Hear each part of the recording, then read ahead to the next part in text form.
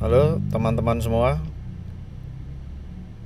Di materi pertemuan kita hari ini saya akan bahas tentang eh, topik bahasan di mata kuliah Technopreneurship, yaitu mengenali peluang usaha ya.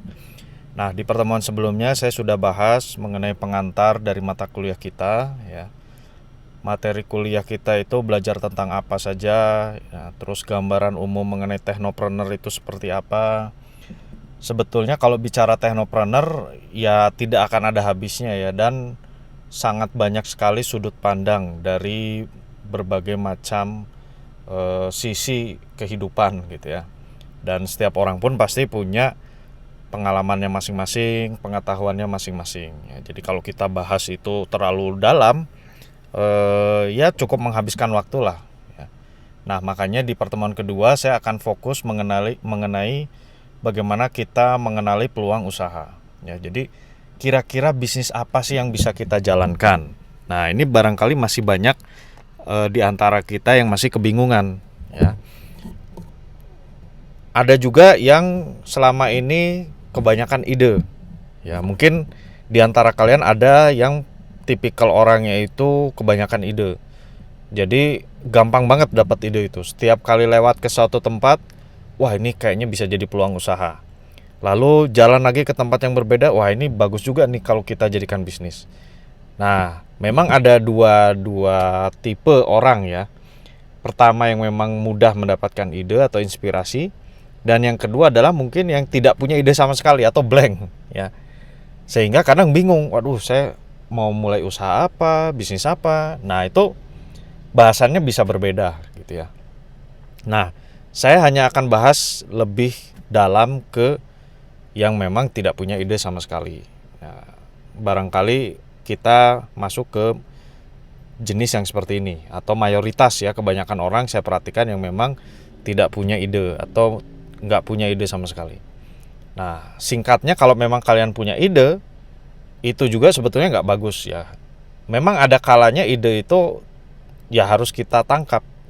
Tapi kalau semua ide kita jalankan juga tidak mungkin. Nah, tinggal bagaimana cara kita mengelola ide-ide itu sehingga hanya muncul satu ide yang memang akan kita jalankan. Nah, tapi saya tidak bahas itu ya. Oke, sebelum kita mulai masuk ya, saya akan sedikit berikan gambaran sebuah motivasi ya, di mana kalau kita mau menjalankan sesuatu, tentu rata-rata orang itu kan perlu motivasinya dulu ya. Kalau nggak ada motivasi kadang suka bingung, atau nggak punya arahan, atau nggak punya inspirasi, atau nggak punya semangat. Nah, di materi yang saya perlihatkan ini, kalian bisa lihat ada 5 orang ya. Ada 5 orang, itu adalah orang-orang yang cukup terkenal, walaupun sebetulnya masih banyak lagi ya. Yang pertama itu adalah Michael Dell ya. Beliau itu adalah seorang pendiri Dell Computer ya. Jadi kalau kalian pernah dengar atau melihat merek komputer yang namanya Dell, nah beliaulah pendirinya, yaitu Michael Dell. Kuotasinya cukup bagus ya. Kalau saya baca secara singkat dalam bahasa Inggris dulu ya. You don't need to be a genius or visionary or even a college graduate for that matter. To be successful, you just need framework and a dream. Nah, ini kata beliau ini ya. Jadi kita tidak perlu jadi seorang yang jenius ya, yang punya visi jauh ke depan ya, atau bahkan menjadi seorang lulusan yang cukup bagus di sebuah universitas atau kampus. Untuk sukses itu kita hanya perlu apa? Framework ya, dan mimpi. Nah, ini ungkapannya cukup dalam sebetulnya ya. Jadi tidak semata-mata beliau mengeluarkan ini kalau belum mengalami ya. Jadi setelah mengalami sekian banyak lika-liku dalam berbisnis, setelah sekian lama malang melintang di dunia bisnis, barulah dia mencetuskan sebuah ide atau gagasan. Jadi maksudnya secara singkat itu, kita itu nggak usah jadi orang yang sempurna lah ya, secara kasar kita bilang. Tapi kita bisa jadi orang sukses itu apa? Pertama itu punya mimpi. Nah, ini saya sering baca, sering lihat dari banyak orang yang sudah sukses itu, mereka berawalnya dari mimpi dulu ya. Kalau kita nggak pernah bermimpi, ya bagaimana kita punya kekuatan untuk mengejar ke arah mimpi kita itu? Ya minimal berhayal dulu lah ya. Atau punya angan-angan. Nah, minimal dari situ dulu kita bermimpi. Wah, saya ingin punya sebuah perusahaan yang besar. Oh, saya ingin sukses. Nah, itu kan awal dari sebuah keinginan. Ya, mimpi itu kan nggak mesti dalam tidur. Mimpi itu kan bisa dalam hayalan atau bayangan. Nah, tapi kalau keseringan mimpi juga nggak bagus ya. Dalam artian ngehayal aja, tapi nggak pernah direalisasikan. Nah, itu yang pertama. Dan kita perlu framework. Nah, ini kalau kalian pernah belajar di informatika, istilah framework ini tidak asing ya. Framework itu adalah pola. Ya, framework itu adalah model. Contohnya gini lah. Ketika kalian memulai bisnis, contoh bisnis yang sederhana dulu deh. Bisnis kuliner lah, sekarang yang lagi naik daun. Ya, yang gampang atau sering kalian lihat. Kalian mungkin pertama kali baru terjun pasti kan? Terjun ke dunia kuliner. Sebut saja yang gampang itu adalah coffee shop lah ya, warung kopi. Kalian punya mimpi pengen bikin sebuah usaha bisnis kopi atau kedai kopi yang cukup besar. Nah, kalau kalian baru mulai, pasti kalian juga akan banyak mengalami lika-liku. Ya, banyak mengalami kebingungan. Ini tuh apa, itu tuh apa, ya. Makanya di minggu lalu atau di pertemuan sebelumnya saya sudah bahas. Pertama yang perlu kalian miliki itu kan kemampuan teknis dan kemampuan bisnis. Nah, ketika pertama kali terjun, tentu kemampuan teknis itu penting. Ya, teknis itu dalam artian penguasaan terhadap bisnis itu. Ya, yang jadi core bisnisnya itu apa? Ya, sebut saja kedai kopi. Nah, artinya pada saat kalian terjun ke kedai kopi, kalian kan belum pernah mengalami, belum tahu bagaimana caranya meracik kopi yang enak, belum tahu caranya bagaimana mengelola usaha kopi itu supaya ramai pengunjung, layoutnya seperti apa, hidangan menunya kayak gimana. Nah, kalian belum punya pola. Nah, gitu. Jadi wajar setahun atau 2 tahun pertama itu pengunjungnya sepi, ya, kurang rame, banyak kecewanya, atau bahkan boleh dibilang kasarnya itu kalian merugi ya, atau orang banyak bilang itu bangkrut. Nah, jangan sampai dengan istilah bangkrut ya, minimal rugi lah. Kenapa? Karena kita belum punya pola. Nah, itu yang dikatakan oleh Michael Dell. Jadi belum punya framework. Coba kalau kalian memang sebelumnya itu sudah pernah kerja di kedai kopi orang lain, ya. Kalian misalkan jadi karyawan atau pegawai di sebuah kedai kopi. Kalian sudah kerja cukup lama di sana 2 sampai 3 tahun dan kalian sudah tahu lika-liku kedai kopi itu kayak gimana. Nah, artinya kalian sudah punya pola, ya. Poin pertama kalian sudah lewat, artinya kemampuan teknis untuk mengelola kedai kopi. Nah, artinya itu yang dimaksud dengan framework. Jadi kalau kita sudah mulai punya pola, punya framework, lalu kita berkeinginan untuk membuat sebuah bisnis sendiri, ya. Kalian keluar dari perusahaan itu lalu kalian buat bisnisnya. Untuk urusan teknis berarti kalian sudah nggak usah dipikirkan lagi. Kalian udah punya polanya. Nah, tinggal yang kedua, ya, kalian harus punya skill bisnisnya. Ya, skill bisnis itu kan artinya bagaimana mengelola orang, ya kan? Bagaimana mengelola keuangan, bagaimana supaya kedai kopi ini bisa terus-terusan rame, dengan strategi marketingnya seperti apa dan seterusnya dan seterusnya. Nah, itu skill bisnis yang tinggal kalian kuasai. Ya, jadi effortnya tidak akan terlalu lama ketimbang kalian yang memang dari nol sama sekali ketika mau terjun ke bisnis kopi.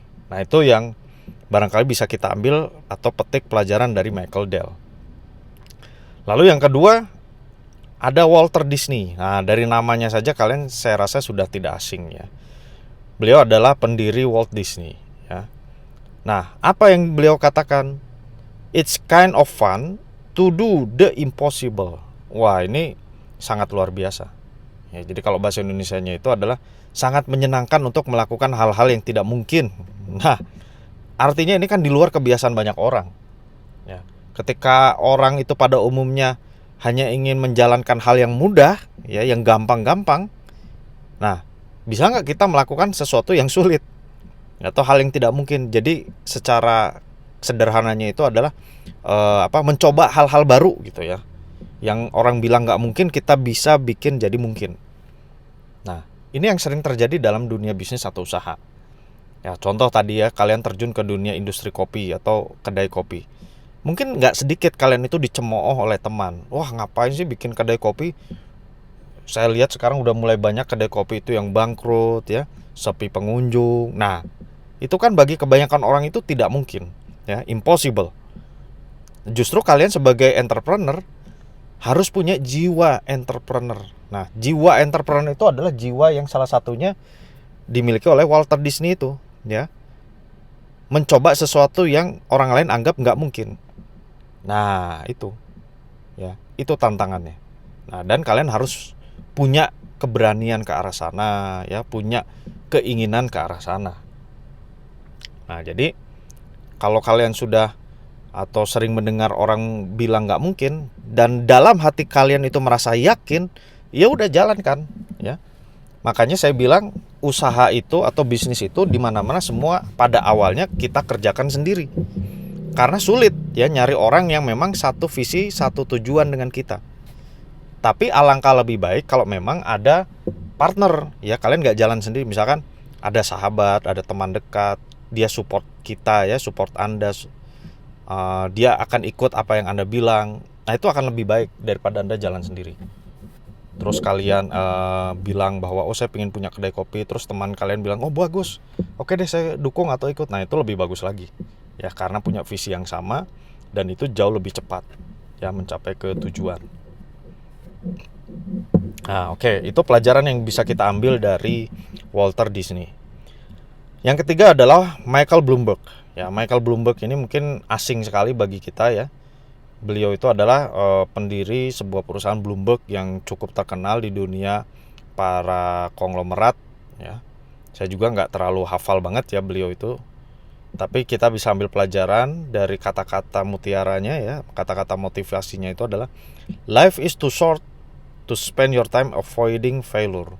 Jadi hidup itu terlalu singkat untuk menyia-nyiakan kegagalan, ya, atau menghindari kegagalan. Nah, ini yang mungkin sering saya bahas di pertemuan sebelumnya, itu masalah kegagalan. Bagi kebanyakan orang, yang namanya gagal itu artinya menyerah. Yang namanya gagal itu artinya mundur. Nah, padahal bagi seorang entrepreneur, kegagalan itu adalah sebuah ujian, ya. Sebuah cobaan. Yang artinya namanya ujian atau cobaan, ya harus kita coba terus dan coba terus. Bukan artinya gagal sekali lalu kalian mundur, enggak. Ya. Mungkin sekarang salah. Nah, itu yang kata orang lain itu gagal. Tapi yang namanya salah itu kan harus diperbaiki. Ya, dicoba lagi. Nah, ini yang tidak semua orang mampu, ya. Mampu bertahan, istilah orang itu, ya, kalau dalam tinju gitu, ya. Baru dipukul sekali udah langsung pingsan, ya. Itu benar-benar gagal. Justru kalian itu harus mampu bertahan. Pukul sekali masih terus bangun, 2 kali bangun lagi, 3 kali bangun lagi, 4 kali dan seterusnya, ya. Itu kalau dalam tinju, ya, taruhannya nyawa. Nah, ini dalam bisnis taruhannya apa? Ya kalian masih tetap hidup kan. Cuman mungkin jiwa kalian, ya kan, pikiran kalian atau emosi kalian itu akan turun biasanya, ya, akan drop. Atau kata orang itu stres gitu, ya. Nah, itu adalah hal yang wajar. Tapi bagi kebanyakan pengusaha atau pebisnis, setiap hari itu kalau kita lihat dari sudut pandang orang awam, ya, itu tuh stres setiap hari itu sebetulnya. Ya, kalau kita sebagai orang awam gitu, ya. Wah, ini hutang di mana-mana, belum bayar gaji karyawan, listrik belum dibayar, ini itu. Wah, kalau dipikirin ya emang stres. Tapi bagi mereka ya dijalani saja, ya. Jadi stres itu sebetulnya bukan suatu ketakutan, ya, bukan sesuatu yang harus kita hindari. Tapi kuncinya adalah stres itu harus kita kelola, ya. Bagaimana mengelola stres? Ya, jadi tidak mungkin orang itu tidak stres. Setiap orang, saya yakin hampir dalam setiap perjalanan kehidupan itu pasti pernah mengalami yang namanya stres. Ya, cuman yang membedakan adalah dia bisa mengelola stresnya atau enggak. Nah, gitu. Jadi kalian harus belajar juga bagaimana mengelola stres. Makanya ini sempat ada yang nanya, ya, di pertemuan materi kuliah saya Technopreneur itu, kira-kira kemampuan apa yang harus dimiliki atau modal apa yang harus dimiliki sebagai seorang entrepreneur. Nah, salah satunya adalah mengelola diri, ya. Bukan hanya faktor teknis pertama yang saya tadi bahas, bukan hanya faktor skill bisnisnya juga. Yang ketiga itu adalah faktor mengelola diri. Ya. Nah, mengelola diri ini kaitannya dengan apa? Ya dengan tadi, salah satunya adalah stres. Bagaimana kita mengelola stres kita. Ya. Mengelola agar stres itu tidak menjadi beban hidup.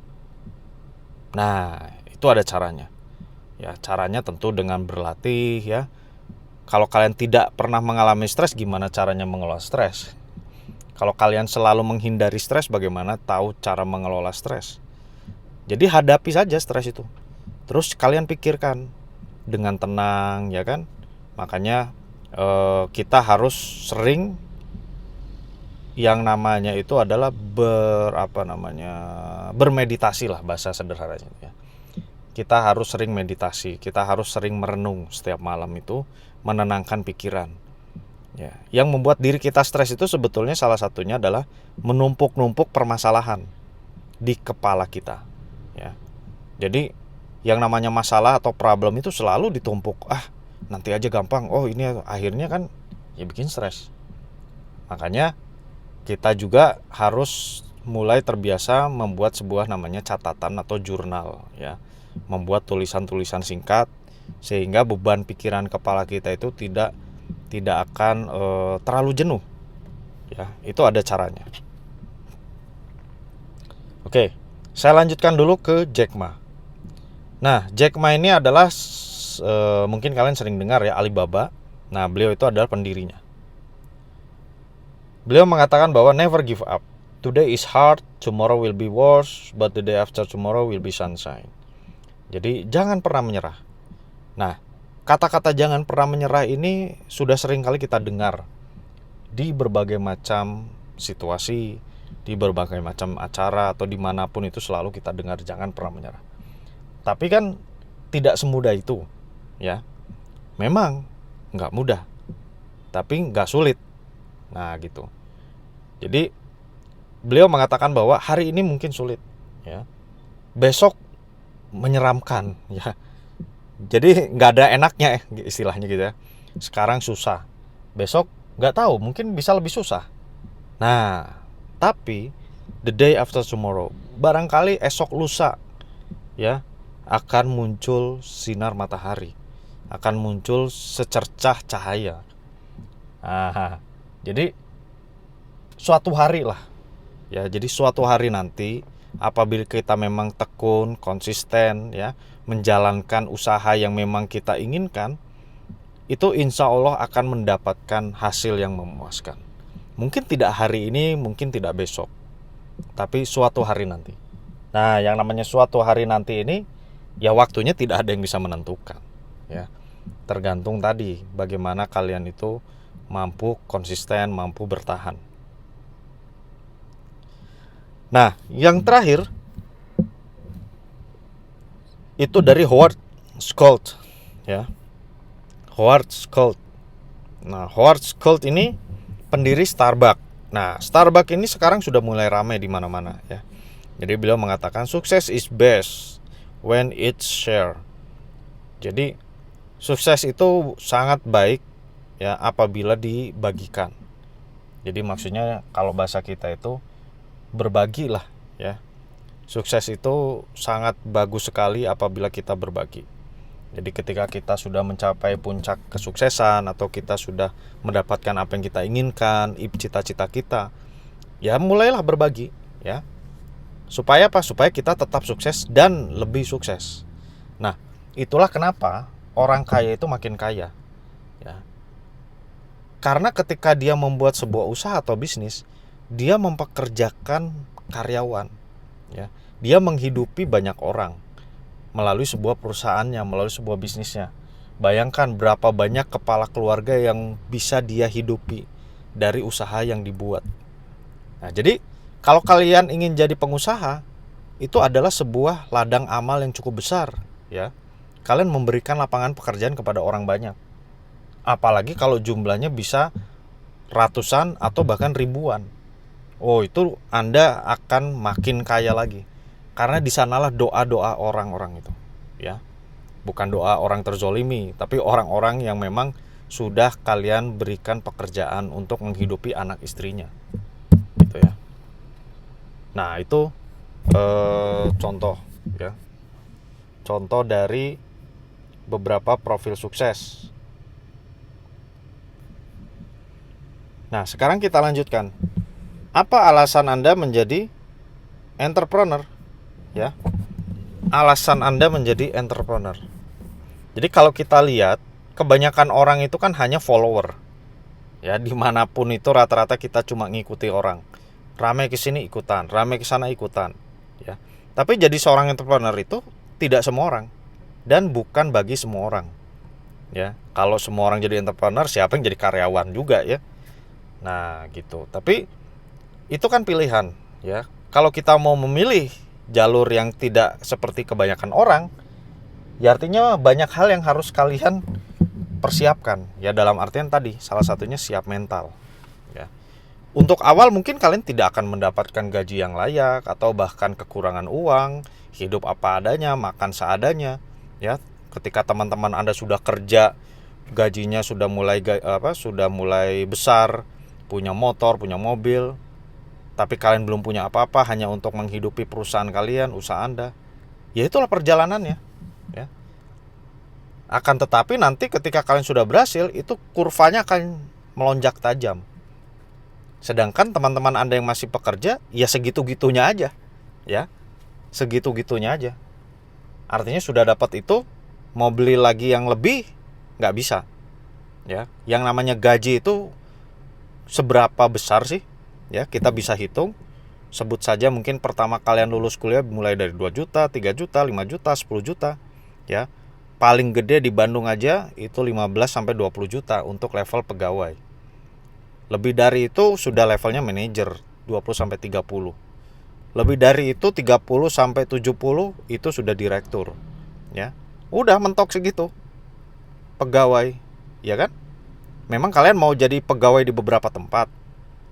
Ya, kasar-kasarnya kalian bekerja itu tidak akan lebih dari 100 juta per bulan. Ya. Jangankan 100 juta. Rata-rata aja pegawai itu mungkin tidak lebih dari 20 sampai 30 juta deh, saya sebutkan aja segitu. Nah, kalau kalian ingin punya mobil mewah ya, kasarnya begitu, rumah yang mewah ya. Itu dihitung aja. Minimal gaji kalian itu harus di angka di atas 50 juta. Ya, kerja apa yang di atas 50 juta ya? Pegawai bank apa? Ya, kalau masih pegawai. Nah, tapi kalau kalian memilih jadi entrepreneur, gaji kalian itu kan unlimited ya. Artinya tidak ada yang dipatok, tidak ada yang mematok. Tergantung seberapa besar usaha kalian, seberapa besar bisnis kalian. Ya. Berapa Pak gaji kira-kira kalau saya punya usaha itu? Ya macam-macam, tergantung jenis usaha dan seberapa besar dia membesarkan usahanya. Ya bisa aja dimulai dari 5 juta juga ada, ya, nggak jauh dari kayak karyawan. 10 juta ada, 15 juta ada per bulan, 20.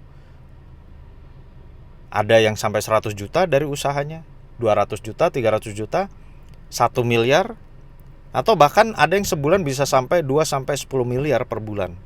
Ya. Nah, artinya kan tidak ada batasan. Ya, tidak ada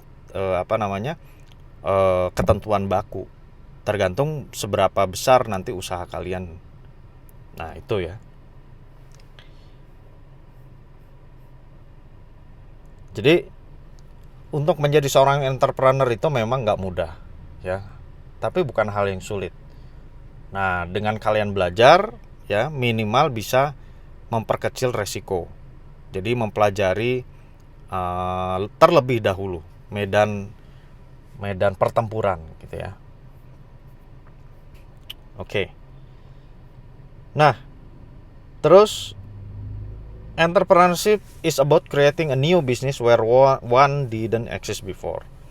Jadi kita itu membuat sebuah bisnis baru yang memang belum ada sebelumnya. Ya walaupun sudah ada juga nggak masalah, sebetulnya itu juga masih tetap bisa. Tapi langkah lebih baik kalau memang belum ada. Ya. Nah, ini tadi yang saya sampaikan. Ya. Sebelah kiri itu pegawai, ya. Sebelah kanan itu entrepreneur. Jadi kalau jadi entrepreneur itu kalau lihat kurvanya itu pernah mengalami titik terendah dalam hidupnya, bahkan minus ya. Nah ini, tapi kalau pegawai dia nggak pernah merasakan minus istilahnya ya, kerugian, dikejar-kejar hutang ya. Nah tapi dia rata aja flat gitu ya, naiknya juga sedikit. Tapi kalau jadi entrepreneur dia rugi, minus, hingga akhirnya dia melesat bisa unlimited ke atas ya. Nah itu.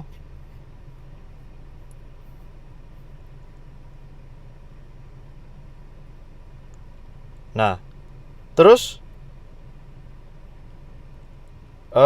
saya bahas sedikit inovasi ya, karena untuk jadi seorang entrepreneur itu perlu inovasi ya. Perlu inovasi itu perlu temuan ya, ide apa nih yang digagas supaya bisa jadi sebuah produk yang nantinya akan dijual ya. Tentu kalian itu kan ujung-ujungnya adalah jualan barang atau jasa pada orang lain. Nah masalahnya barang atau jasa apa ini yang memang sekiranya bisa punya nilai jual ya. Nilai jual itu tidak hanya dalam artian nominal ya. Nah artinya kita harus punya inovasi. Inovasi itu adalah invention and komersialisasi. Inovasi tidak terbatas hanya pada teknologi, tapi proses, bisnis model, positioning. Nah, inovasi ini ya, atau invention ini adalah ide, teknologi atau karya cipta. Seorang entrepreneur tidak harus membuat sebuah temuan. Temuan bisa didapatkan dari mana saja. Ya, sebagai contoh Steve Jobs pertama kali melihat temuan yang dibuat oleh Xerox, yaitu mouse, komputer mouse, dan pada akhirnya Apple yang mampu menjual temuannya tersebut. Jadi secara kasar kita harus punya dua kemampuan atau dua orang lah. Orang pertama itu memang tugasnya adalah menjual produk ya, atau tukang jualannya. Nah tapi kalau orang yang kedua itu adalah yang punya barangnya ya, yang punya barangnya. Nah kira-kira barang apa atau gimana cara jualnya. Nah kita harus punya kemampuan itu. Tidak cukup hanya sekedar punya ide atau mampu membuat produk tapi nggak bisa ngejualnya. Nah jadi kalau di pertemuan sebelumnya saya pernah cerita ya, ada Steve Jobs dan rekannya yaitu Steve Wozniak. Nah Steve Wozniak inilah yang memang dia tukang ngoprek ya kan. Dia punya gagasan, dia punya ide produk ini itu. Nah tapi yang ngejualinnya adalah Steve Jobs ya, yang punya skill marketingnya itu adalah Steve Jobs. Nah jadi itu pun kita harus perhatikan nanti ketika membuat sebuah bisnis atau usaha. Jangan terlalu berlama-lama dengan apa yang kita senangi, dengan produk yang mau kita jual ya. Ngoprek terus tapi kapan jualannya. Nah kalau kita kerjakan sendiri kedua hal itu lama nanti ya.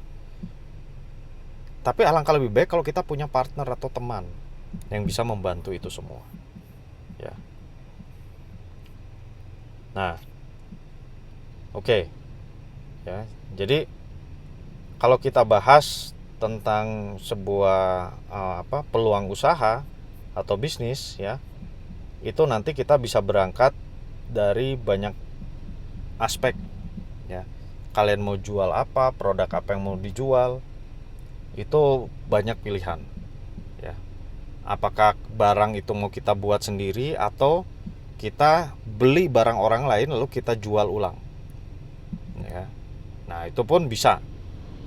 Sebetulnya bahasan mengenai ini itu banyak dibahas di mata kuliah e-commerce. Jadi bagaimana kita menentukan produk yang mau kita jual secara online ya, secara online. Nah oke. Sekarang saya akan berikan tugas ya. Tugas pertama kita ini nanti silakan upload di e-learning.